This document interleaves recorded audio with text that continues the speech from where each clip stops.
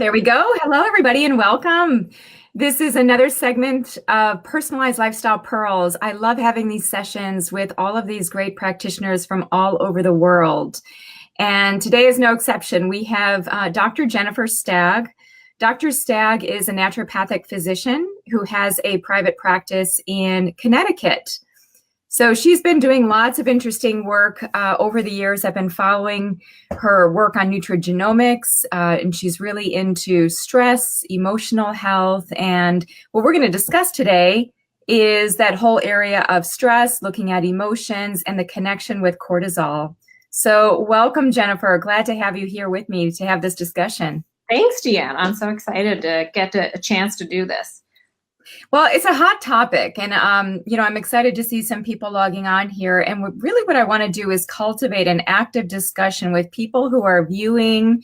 Ask us questions. Let's really tap into Dr. Stagg's brain and her wealth of clinical experience here. So I'm kind of curious, Jennifer, what got you into thinking about stress and emotions? Was it something that you started to see with your patients? What moved you in this direction clinically? Yeah, I guess, my background as a naturopathic doctor, we do always consider the whole person. So we do think about mind, body, and spirit. I also have a background in biochemistry. I was in a PhD program in biochemistry. And so then I have this strong science foundation that kind of led me into more of the nutrigenomics piece of it. But, in spending so much time working one-on-one with patients, I would find, with nutrition counseling, exercise, nutritional supplementation, people would seem to have everything in place, yet, something was missing. And, I often describe that as the elephant in the room. And that typically has to do with some sort of life stress or their coping mechanisms.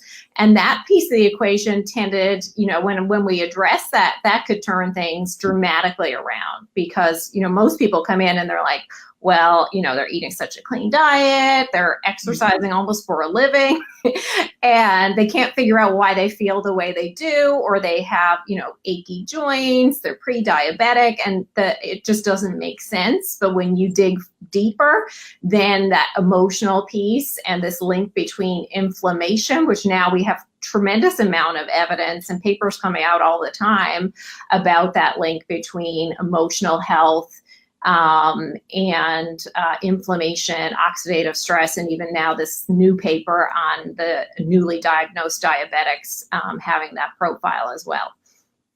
Well, let's talk about that with diabetics, being that type 2 diabetics, if we think of type 2 diabetes in general, we think of that as a lifestyle-induced chronic disease, right? So looking at food, looking at lifestyle, how does stress play into type 2 diabetes? I'm kind of curious about this newer research. So it's really interesting because I feel like type 2 diabetics are stereotyped as having eaten a lot of carbs over their life, and finally they've basically burnt out their insulin receptors is kind of how they're labeled. And I have plenty of patients that I've seen over the years that really don't fit that model, and pre-diabetics even that are not overweight and they have elevated inflammatory markers. And as I said, when you dig deeper, you start to see some elements of, there are actual stressful events or just how they react to their environment, their coping mechanisms, and their perceived level of stress is very high. And so this new paper, it was a paper in February in, look at the reference, Diabetes and Metabolism Research Review. And this particular paper looked at, we've seen some of these links between inflammatory markers and oxidative stress markers and new onset of diabetes. This particular paper took into account some questionnaires about perceived stress, coping mechanisms, and life stressors, as well as measuring evening cortisol, 10 p.m. cortisol levels, and found that all of those were predictive of developing type 2 diabetes. So what you just said, that they're predictive of developing or increasing the risk towards type 2 diabetes. So is it actually that the inflammatory cytokines, all of the stress, the emotional disruption and dysfunction lead to type 2 diabetes, do we also see that people with type 2 diabetes can have increased propensity towards those things as well? Is it kind of a two-way street, or do we see it more heavy on the side of inflammation moving into type 2 diabetes? Yeah, so I think there are quite a few papers on this, and they're still trying to, really work out the pathways more completely. But it seems like more of the papers that are coming out are showing that stress and, perceived stress are preceding the elevated CRP as an inflammatory marker. And we've seen this in some, there are papers in men with depression that show elevated inflammatory markers, and even early life stress increasing the risk of cardiovascular disease as well as an independent risk factor. Yes, wonderful. I really like how you're touring us through some of the top lines of research. And in fact, we've got some of the links to these studies that are being posted on this thread. So if anybody's interested in looking at the actual research, you can go to the abstract that we have posted here. Now, Jennifer, you just mentioned something there about perceived stress. You didn't just say stress, you said perceived stress. And that makes me think that stress, of course, has a subjective component, that there are certain things that we have an outlook or a perspective on that we can actually self-induce some stress. So right. I'm just kind of curious, how do you work with patients in terms of knowing what their stressors are? Because I think that sometimes on a daily basis, we just go through the motions of everything and we don't actually consider things as stressors, and therefore we never really act to do anything about them. So how do you create better awareness around people's emotions and stressors so that they can get to the next step, which is to make a change in that direction? Yeah, that's a great question. So, a lot of providers are probably familiar with some of these questionnaires about life stress events, like whether you've had these this list of stressful that we would all label as a stressful event during the last year, like a death, a marriage, even a vacation. I was on vacation last week. A vacation is on that list. Yeah, that's a actual life stressor. And so that's one of these sort of questionnaires that you can do. And that was, one of the questionnaires that was used in this diabetes study. But then the other type of questionnaire has to do with this perceived stress. So during, there's an actual questionnaire that looks at how much in the last month you've felt stressful emotions, I guess, is probably the best way to look at it. And when I'm talking to patients, I certainly treat a lot of patients for anxiety and depression and PTSD.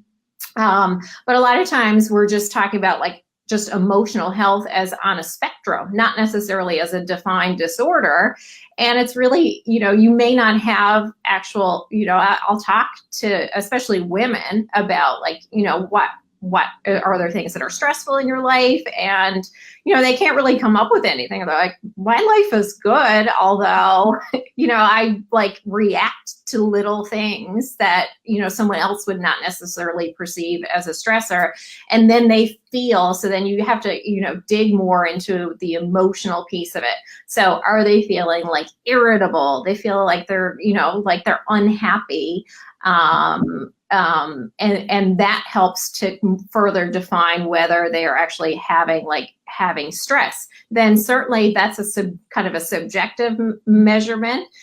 Then you can actually, as everyone knows, we can order cortisol levels on patients. So you can do a salivary cortisol, and sometimes that surprises people to find out that their cortisol is elevated at certain time points during the day. So then you could actually get an objective measurement and determine whether this person is, having physiologic, stress response.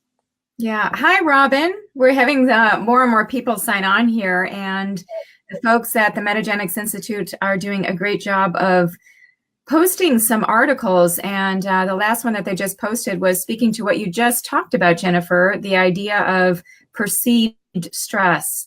One of the things, since you and I both work in the arena of food and nutrition, of the things that I see is that when people are feeling emotional, sometimes that can translate into emotional eating. And some of these people just tend to be, there are certain people that are just more prone to being an emotional reactor and then engaging with eating. And so I happen to be one of those people. That's kind of my history going way back. When I was told I couldn't have certain things, if I was feeling something emotional, I would reach out to those things as a way of, I don't know, maybe resistance or, stress coping mechanism.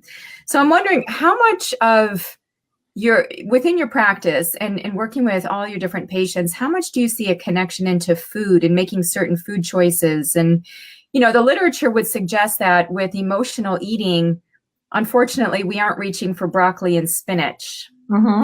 We are reaching for high calorically dense, nutrient-depleted foods that won't benefit our physiological processes of stress. So maybe talk a little bit about emotions and eating and that interface and what you've observed. Yeah, so I mean, that is completely true for many people. And back like my nutrigenomics roots, when I do genomic profiling on patients, there's actually this behavioral traits category, and there is a gene for emotional eating. So it's basically it's what is that gene? It's basically eating disinhibition is what it's labeled as.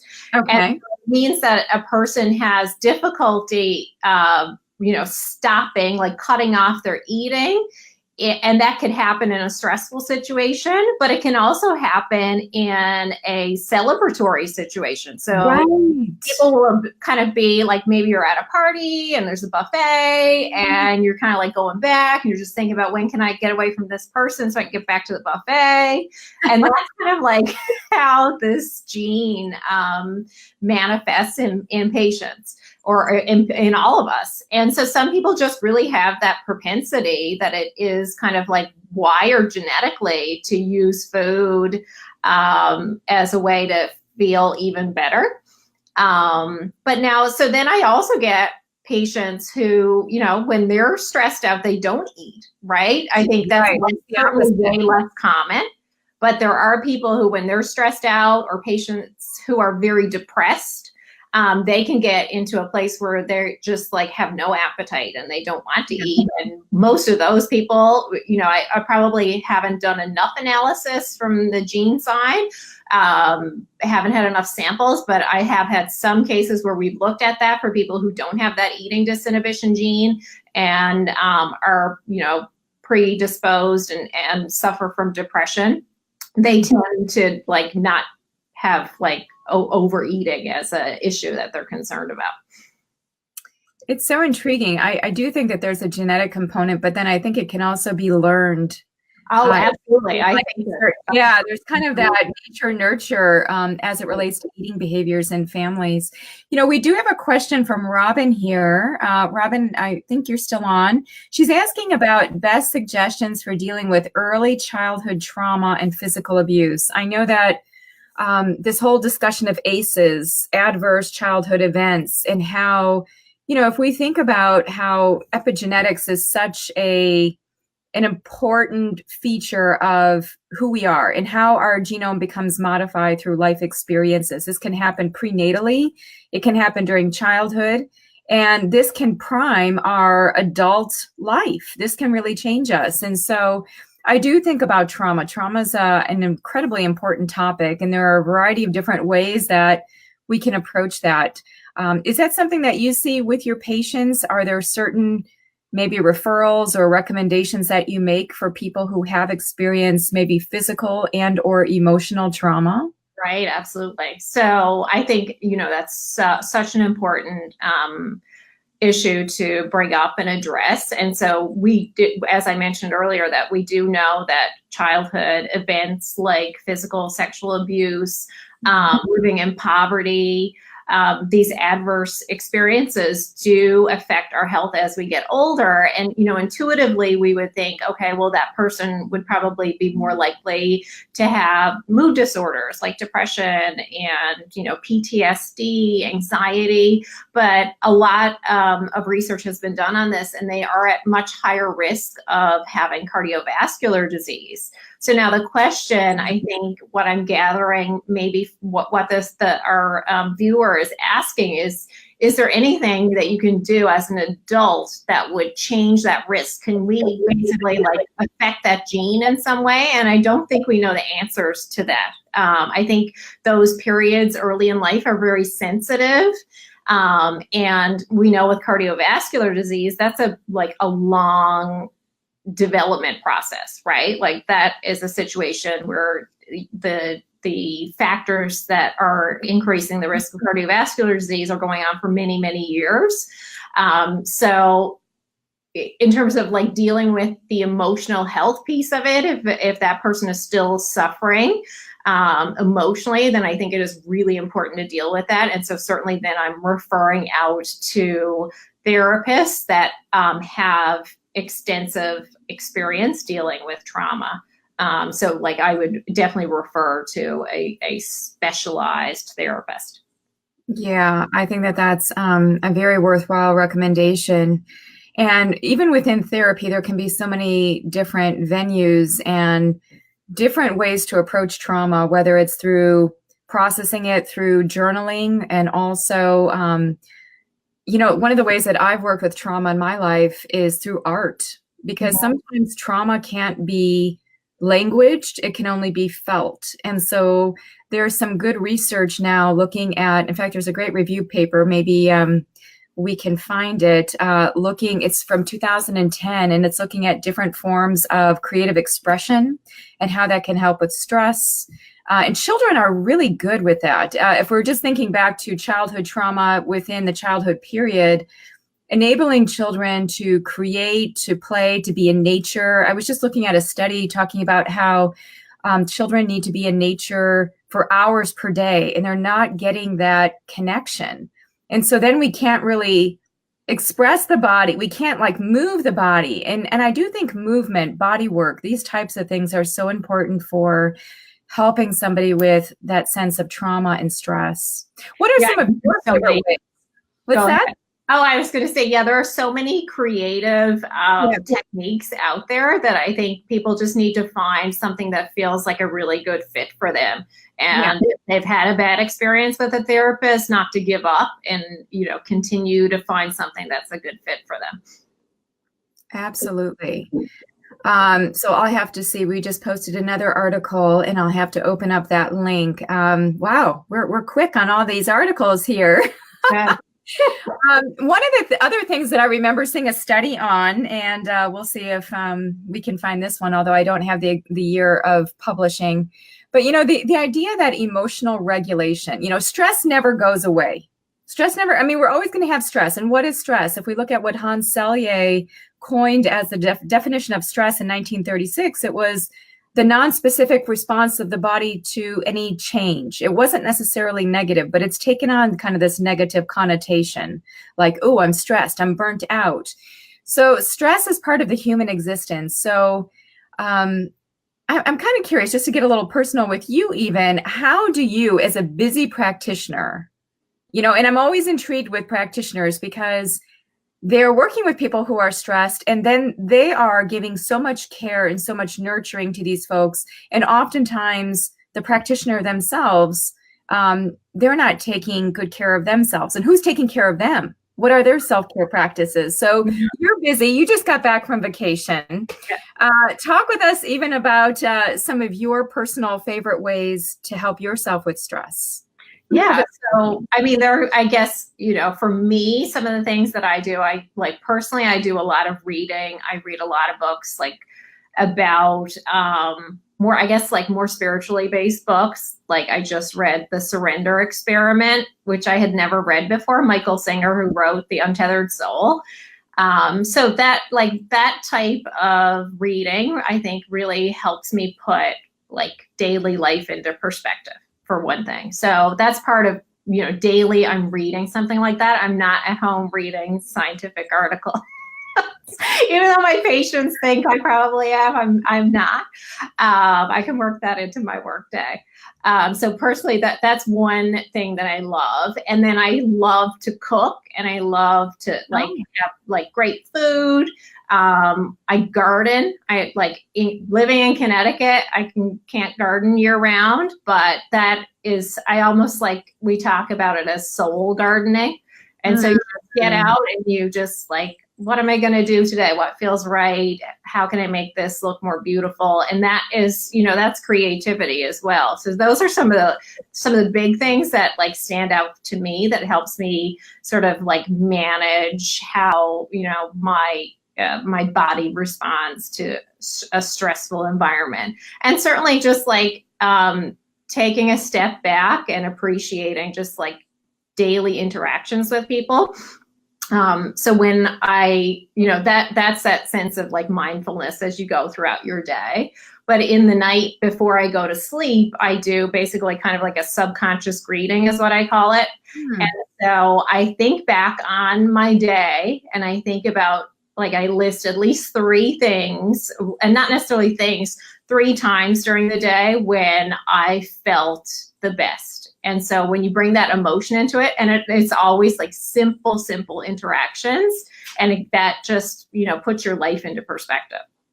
Oh, I really like that. Ending the day with gratitude. Yeah. And there's good science even on gratitude and how coming from that place of appreciation changes our outlook. And if you think about the ripple effect of that, it just leads to less stress, right? If you think that everything is working for you and you kind of start to see the mystery, the magic, the miracle of all of these different life events, then it's kind of like everything kind of takes on a feeling of being special rather than stressful, right. Survival, safety, stability, kind of moving us away from that mentality.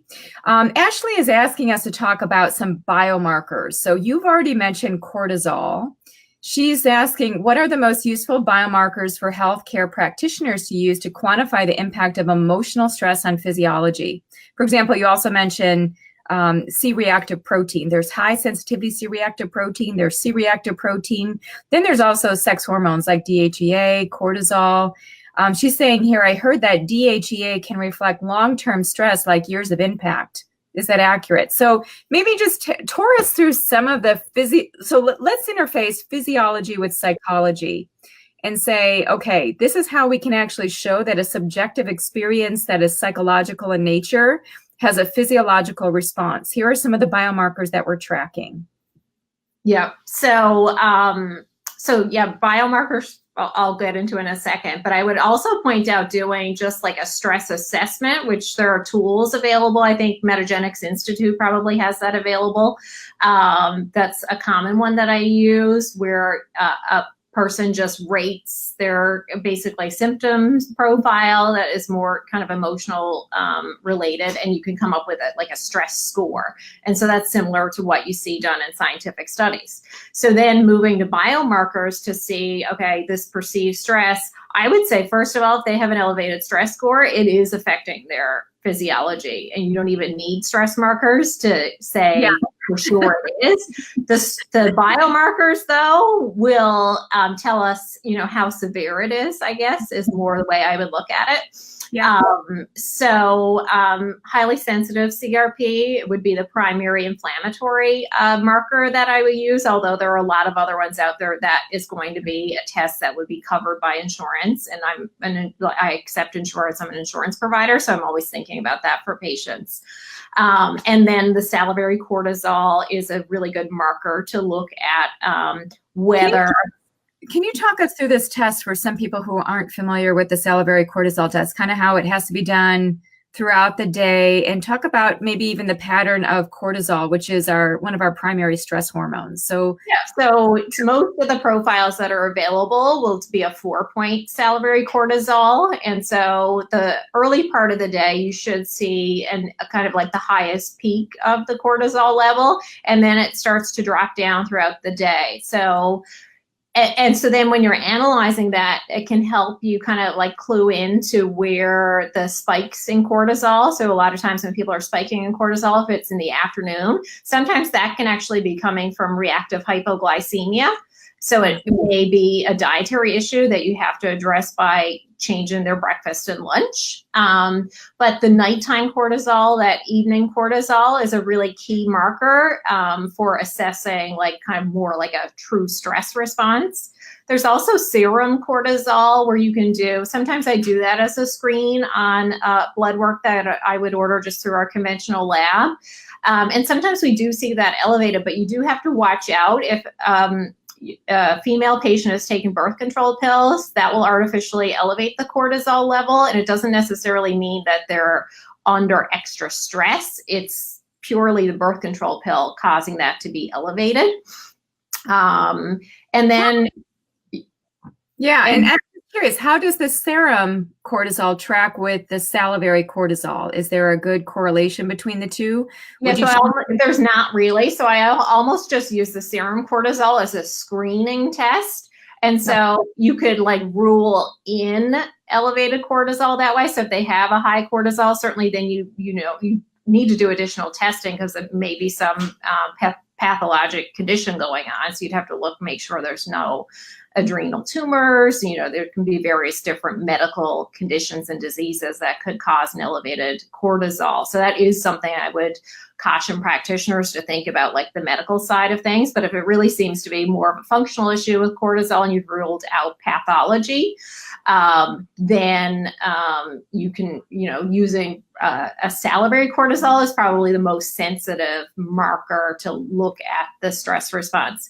Something else that,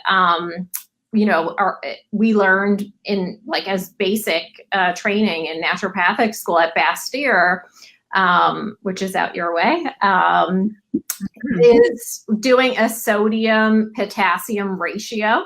So this would be on your basic metabolic panel. And so this can give us an indication of adrenal function. So you basically take the sodium value, divide it by the potassium value. If it's under 30, then there could be an issue with like something as severe as Addison's disease. It's not diagnostic of Addison's, but that basically is, hypofunction of the adrenals. If it's over 40, then it could be Cushing's disease. And again, that's hyperfunction of the adrenal gland. So those are outright disease states that would have to be ruled out. However, 35 is kind of like your optimal number on there. So if you get like, that's kind of in the middle. So most patients, when I do this score on them, then they're sitting in that 30 to 40 range, and you can judge whether they're kind of like in a hyperactive sort of adrenal stage, more like the wired type patient. And you can select herbs that would be better for them. So say someone's sitting up around 38, you want to select more sort of calming adaptogenic herbs, versus if someone's sitting down around 32, then I would select more of the boosting, lifting, kind of stronger adaptogenic herbs, like licorice would be probably the biggest one that would come to mind there. What are, just to kind of derail from the biomarkers briefly, but what are some of your favorite adaptogenic herbs that are go-tos that you think about with kind of simple cortisol? Yeah, right? Some of my, for low cortisol or just, So for low cortisol, then like I would want to choose a formula where licorice is a predominant ingredient. So that would not be, obviously you don't want to have the deglycyrrhizated licorice in this particular case. For adrenals that are hypofunctioning, then you want to have like full extract licorice. So then for sort of calming adrenal function, where there's a high cortisol level, this is where I think about more, calming herbs like ashwagandha is really great there. Rhodiola is a really great herb. Those are probably two of my favorites on that side of things. A couple of Personalized Lifestyle Pearls ago, we had a guest by the name of Deborah Maragopoulos. And Deborah talked about the hypothalamus. And it was really interesting because much of, when we talk about the adrenals and cortisol, my mind just takes me biochemically to downstream, right? It's kind of like the receiving sign or the place of what the hypothalamus is sending out. So I'm just wondering, it would seem that these adaptogenic herbs are working not just on cortisol and stress response through the adrenals, as we might think that they are, but I'm curious to get your thought on the interplay with the hypothalamus and really working upstream as opposed to just downstream and thinking downstream, but really looking at it as a whole, which I know that you do as a naturopathic physician, right? So I don't know if you want to talk about even like how these herbs and different nutrients might be coupled to different practices that could help the hypothalamus to be more resilient. Yeah, exactly. So yes, like when I think about like adrenal herbs, I think more of the terminology of adaptogenic herbs.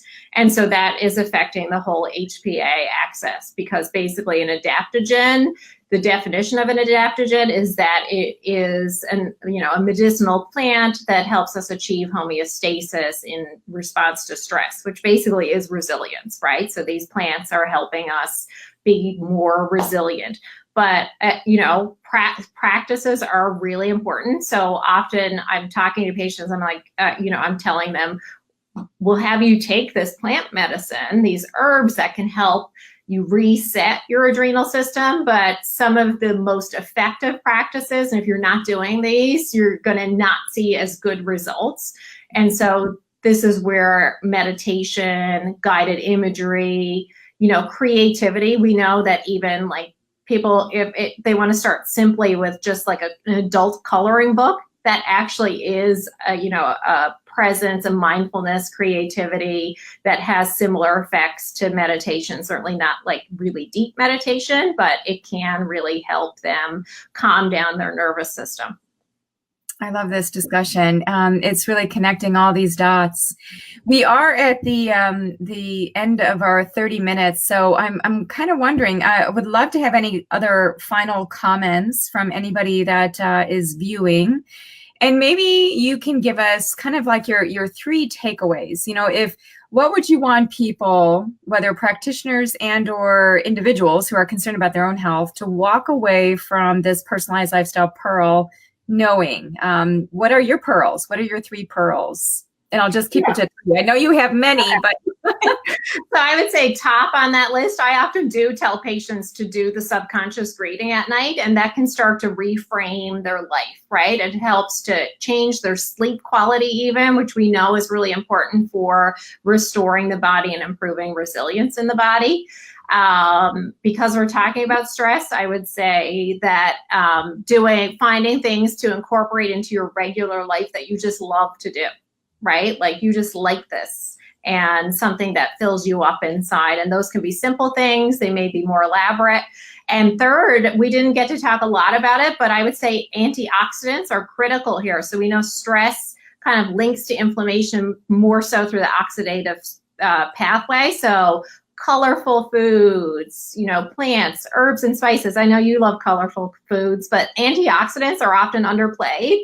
And, I can't say enough about how important it is to have a good source of antioxidants coming in all the time. Oh, that is such a great point. So let me just do a quick recap for everybody. Number one, subconscious breathing. And by the way, can you give us a good resource of maybe, I don't know, from a literature point of view or research point of view, just how we can find out more about subconscious breathing? Is there something that you like as your go-to? No, I just sort of I think I've just kind of compiled that from all the reading I've done over the years, that I've settled on kind of as a personalized technique. Okay, very good.